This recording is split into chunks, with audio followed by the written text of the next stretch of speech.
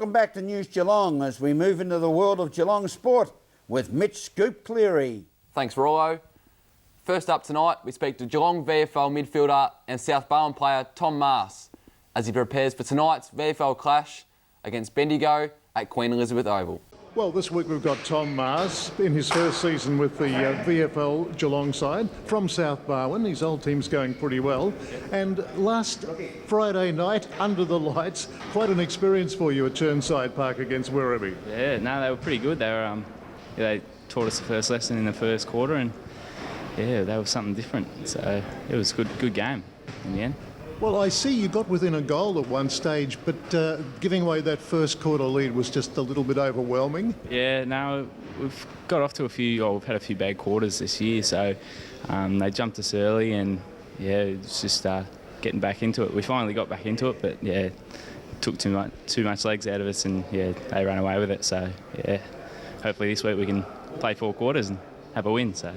Well, similar situation. You're playing under the lights for the second week in a row, this time at the QEO, beautiful historic ground in Bendigo, and the Bombers aren't really going all that well themselves this year.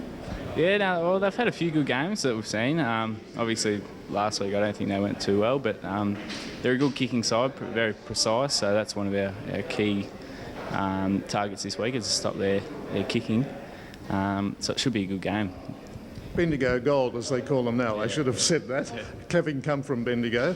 Yeah, look, they've got some big blokes up forward, so I would think that your backline will be under strain. Yeah, no, that's all right. We've got some good tall backmen, youngsters in Hamling and Bathy, so yeah, I'm sure they'll handle them pretty easily. So yeah, we're pretty confident in those two guys, so they'll get the job done.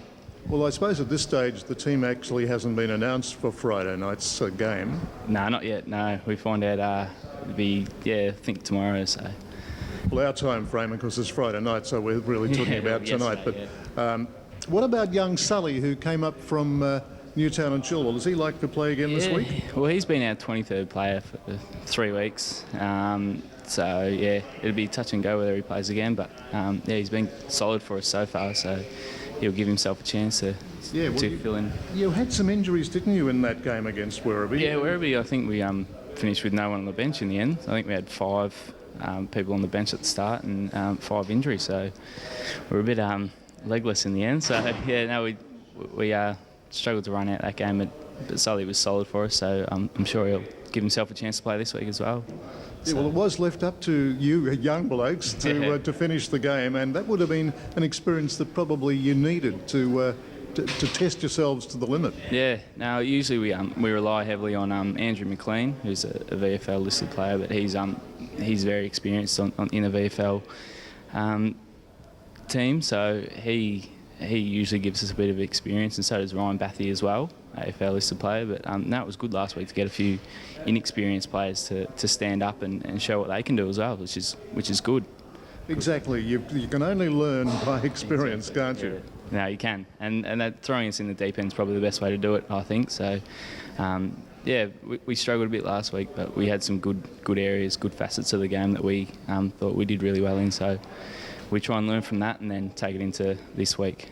Well, there must be an incentive for the guys in the Geelong VFL side when they see people like Stringer and Hall and Smith getting into that senior side and making their presence felt. Yeah, no, they teach us a few things while we play with them, and yeah, they teach you how to play and how hard you have to go. So yeah, we try and learn as much as we can from those guys while they play with us, and then you see them obviously going up to the AFL and see how well they play there. So you know, we're just that one step away from the big time. So yeah, learning things from them and seeing them step up really does give you a bit of a bit of hope, I guess, to go further with your footy if that's possible. So well, all we can say, Tom, is good luck for tonight at the Queen Elizabeth Oval under the lights. Again, another new experience for you. Yeah, thank you. I'm sure it'll be a good night and we'll have a good side. So yeah.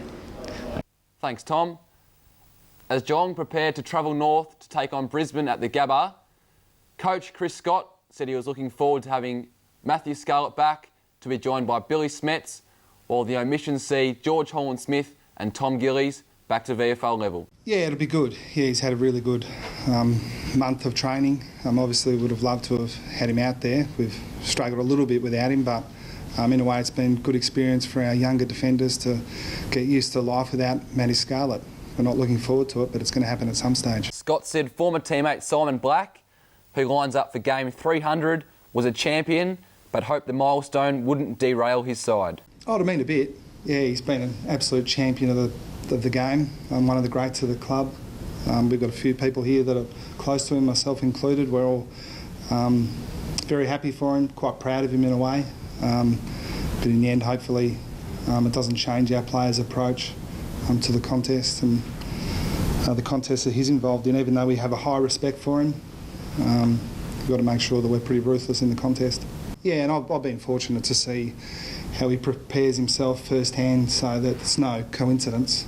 It's more hard work rather than a natural resilience. Scott admitted the discipline was down from his senior players as they prepared to take on Brisbane. Our discipline's something that's important, and it's been a little bit off. I think a few areas of our game are just a little bit off. We're not going terribly. You know, we're in a scrap with all the teams, and I reckon there are probably about 10 or 12 of them in the middle of the ladder at the moment. Scott said speed star David Wojcinski was likely to play VFL tonight before returning to take on Melbourne in round 6 of the AFL. Yeah, we think so. He was pretty dynamic. He only played 50%. His output was fantastic, so it's a credit to our conditioning staff and our medical staff to have him in such good shape. But on the back of a really interrupted pre-season, the probability is that he'll have another one in the VFL, and if he plays at a similar level to the way he did on Friday night, then we'd look to bring him back for Melbourne. Scott said small forward Travis Varco was about a fortnight away from returning. Yeah, close. We'd like to think he'd be playing VFL footy within a fortnight. Don't hold me to it, but it's around about that time frame. The Cats coach said there were a number of attributing factors to their downward start to the season. Not really. We think there are a number of contributing factors. None of them are fatal errors at this stage. We think that if we turn a few little things around, it can add up to something quite significant. Someone mentioned to me after the game that things like premiership, hangovers and home ground advantage are the factors, and we understand that some of the analysts and supporters like to think they're issues. Internally, we don't think so.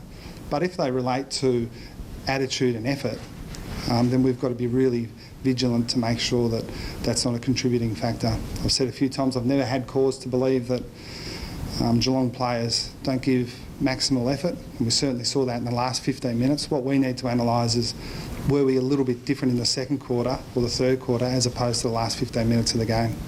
Thanks, Chris. That's all we have time for in sport tonight. Be sure to catch us next weekend and have a good weekend, and hope your side has a win. Now it's back to you, Roy. Thank you, Mitch.